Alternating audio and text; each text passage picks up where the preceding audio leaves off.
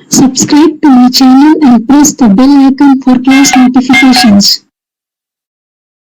इस वीडियो में आज हम लोग क्लास 6 के मैथ में चैप्टर 5 अंडरस्टैंडिंग एलिमेंट्री शेप्स में एक्सरसाइज 5.2 का क्वेश्चन नंबर 2 का सी और डी करेंगे आज एनसीईआरटी बुक से। ठीक है, इससे पहले मैं क्वेश्चन नंबर 2 का ए और बी बता चुकी हूँ। आज मैं क्वेश्चन नंबर 2 का सी और डी बताऊंगी। ठीक है, क्वेश्चन नंबर 2 में है where will the hand of a clock stop if it, जैसे सी में दिया हुआ है starts at 5 and makes 1/4 of a revolution clockwise.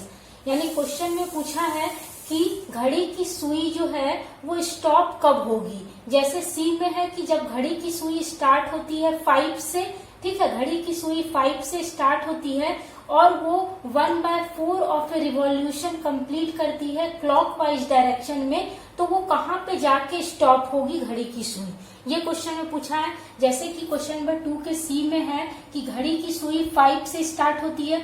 मान लीजिए यहाँ पे है घड़ी की सुई 5 पे, 5 पे है घड़ी की सुई, ठीक है, यहाँ पे है घड़ी की सुई। तो घड़ी की सुई जो है 5 से स्टार्ट होती है और 1/4 ऑफ ए रिवॉल्यूशन क्या करती है, कंप्लीट करती है क्लॉकवाइज डायरेक्शन में। क्लॉकवाइज क्या होता है, तो घड़ी की सुई जो है हमेशा क्लॉकवाइज डायरेक्शन में ही घूमती है। जैसे इस डायरेक्शन में, क्लॉकवाइज डायरेक्शन का मतलब है इस डायरेक्शन में, यानी 12 से 1 पे आती है, फिर 1 से 2, फिर 2 से 3, फिर 3 से 4, फिर 4 से 5। तो इस डायरेक्शन में घड़ी की सुई जो है घूमती है, इसी डायरेक्शन को बोलते हैं clockwise.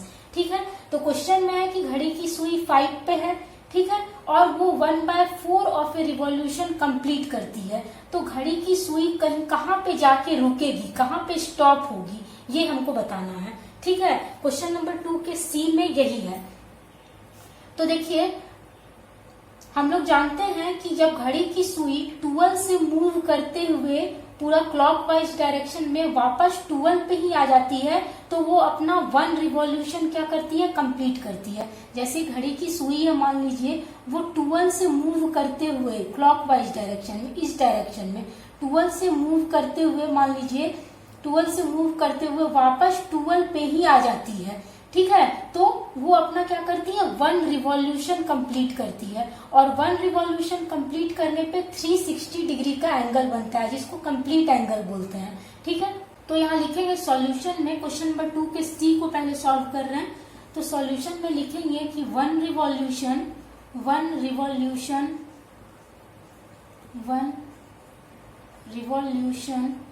Is equal to 360 degree, यानी 1 रिवॉल्यूशन पे 360 डिग्री का एंगल बनता है। तो हम लोग निकाल लेते हैं कि 1/4 ऑफ ए रिवॉल्यूशन कंप्लीट करने पे कितना डिग्री का एंगल बनेगा। तो यहाँ लिखेंगे therefore 1/4 of a revolution, 1/4 of a revolution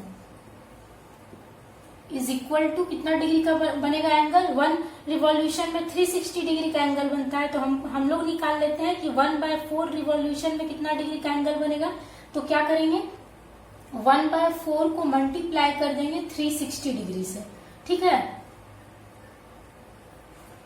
तो क्या हो जाएगा, ये 36 मेरा 4 से 4 9 जा 36, और यहाँ 0 है तो ये 0 हो गया, यानी 90 डिग्री।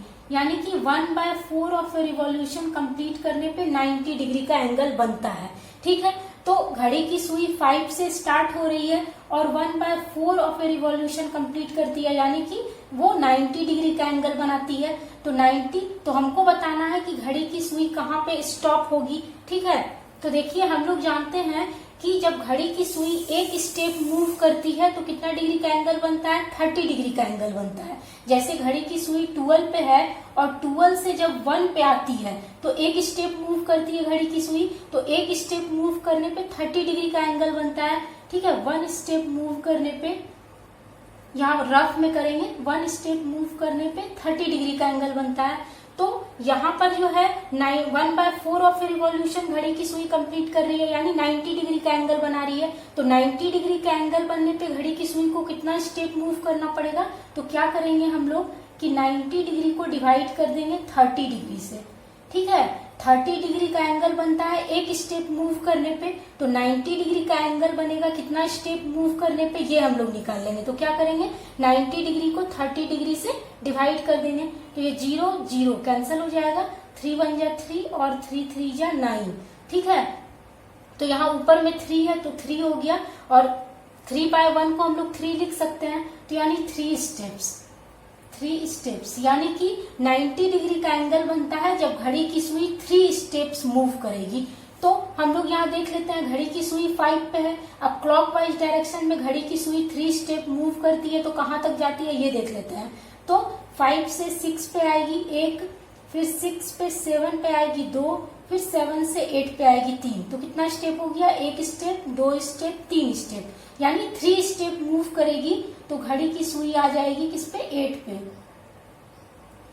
पे आ जाएगा। ठीक है, तो यहीं पे बनेगा 90 डिग्री का एंगल।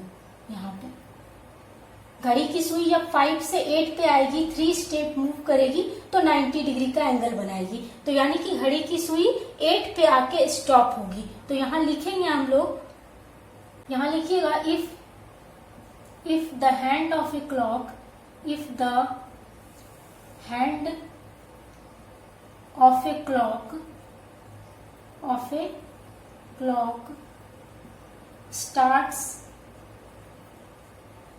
starts at, यदि घड़ी की सुई स्टार्ट होगी कहाँ से, 5 से। सी में दिया हुआ है कि घड़ी की सुई 5 से स्टार्ट हो रही है, तो इसलिए यहाँ लिखेंगे if the hand of a clock starts at 5, मतलब यदि घड़ी की सुई जो है 5 से स्टार्ट करती है मूव करना, ठीक है, तो वो कहाँ पे जाके स्टॉप होगी, 8 पे आके स्टॉप होगी। तो it will stop at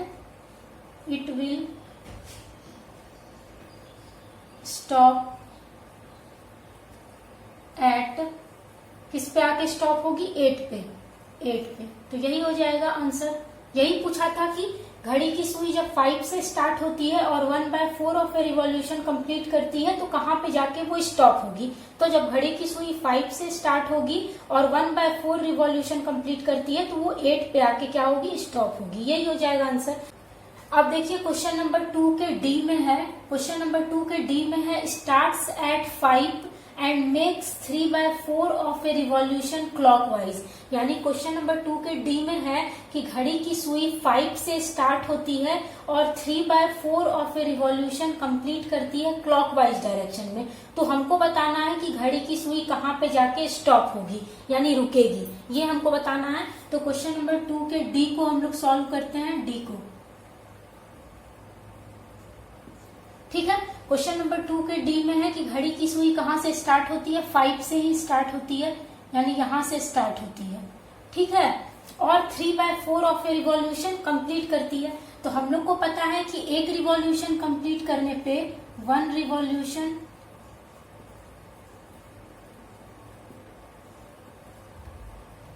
revolution is equal to 360 degree. हम लोग को पता है कि एक रिवॉल्यूशन कंप्लीट करने पे 360 डिग्री का एंगल बनता है।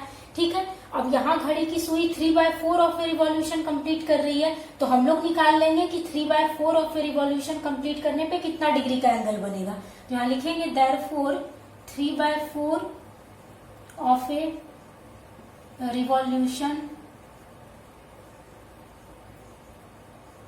रिवॉल्यूशन इज इक्वल टू क्या हो जाएगा, तो क्या करेंगे 3/4 को मल्टीप्लाई कर देंगे 360 डिग्री से। ठीक है, तो मेरा 36 जो है वो 4 से कैंसिल हो जाएगा, 4 9 जा 36 हो जाएगा, और ये 0 है तो यहाँ 0 आ जाएगा, तो 90 डिग्री हो गया। 360 डिग्री मेरा 4 से कैंसिल हो गया तो 90 डिग्री आ गया। अब ये है 3 और ये 90, 3 इंटू 90 क्या हो जाएगा, 3 इंटू 90 डिग्री क्या हो जाएगा, 3 0 जा 0, 3 9 जा 27, यानी 270 डिग्री आ गया। यानी 3/4 ऑफ ए रिवॉल्यूशन कंप्लीट करने पे घड़ी की सुई कितना डिग्री का एंगल बनाती है, 270 डिग्री का एंगल बनाती है। तो अब हम लोग निकाल लेंगे कि 270 डिग्री का एंगल बनाने पे घड़ी की सुई को कितना स्टेप मूव करना पड़ता है, ये निकाल लेंगे। तो हम लोग जानते हैं कि एक स्टेप मूव करने पे एक स्टेप मूव करता है जब घड़ी की सुई तो 30 डिग्री का एंगल बनाता है। यानी जब घड़ी की सुई मान लीजिए 12 से 1 पे आएगी तो एक स्टेप मूव करेगी तो वो 30 डिग्री का एंगल बनाएगी। तो हम लोग निकाल लेंगे कि 270 डिग्री का एंगल बनने पे कितना स्टेप मूव करना पड़ेगा घड़ी की सुई को। तो क्या करेंगे, 270 डिग्री को डिवाइड कर देंगे 30 डिग्री से। ठीक है, तो ये 0 और 0 कैंसिल हो जाएगा और 3 1 जा 3 हो गया और ये 3 9 जा क्या हो गया 27 हो गया। तो 9 ऊपर बचा और नीचे 1, 9/1 को 9 हम लोग लिख सकते हैं। तो 9 यानी घड़ी की सुई जो है 9 स्टेप मूव करती है तब वो 270 डिग्री का एंगल बनाती है। तो हम लोग देख लेंगे कि 5 घड़ी की सुई 5 से स्टार्ट हो रही है और क्लॉकवाइज डायरेक्शन में देख लेंगे कि वो 9 स्टेप मूव करके कहाँ तक जाती है। ठीक है, तो देखिए क्लॉकवाइज डायरेक्शन यही हो गया, 5 से 6 पे आएगा तो पहले 5 से 6 पे आएगा एक स्टेप, फिर 6 से 7 पे आएगा 2 स्टेप, फिर 7 से 8 पे आएगा 3 स्टेप, फिर 8 से 9 पे आएगा 4 स्टेप, फिर 9 से 10 पे आएगा 5 स्टेप, फिर 10 से 11 पे आएगा 6 स्टेप, फिर 11 से 12 पे आएगा 7 स्टेप, फिर 12 से 1 पे आएगा 8 स्टेप, फिर 1 से 2 पे आएगा 9 स्टेप। यानी जब घड़ी की सुई 5 पे रहती है और क्लॉकवाइज डायरेक्शन में जब वो 9 स्टेप मूव करती है तो 2 पे आती है वो, यानी 2 पे आके वो स्टॉप होगी। यहाँ 2 पे आके वो स्टॉप होगी। ठीक है, यानी वो 5 से स्टार्ट होती है और 2 पे आके स्टॉप होती है घड़ी की सुई। ठीक है, वो 270 डिग्री का एंगल बनाती है। ठीक है, तो हम लोग निकाल लेंगे। तो यहाँ पर लिखेंगे हम लोग कि therefore if the hand of a clock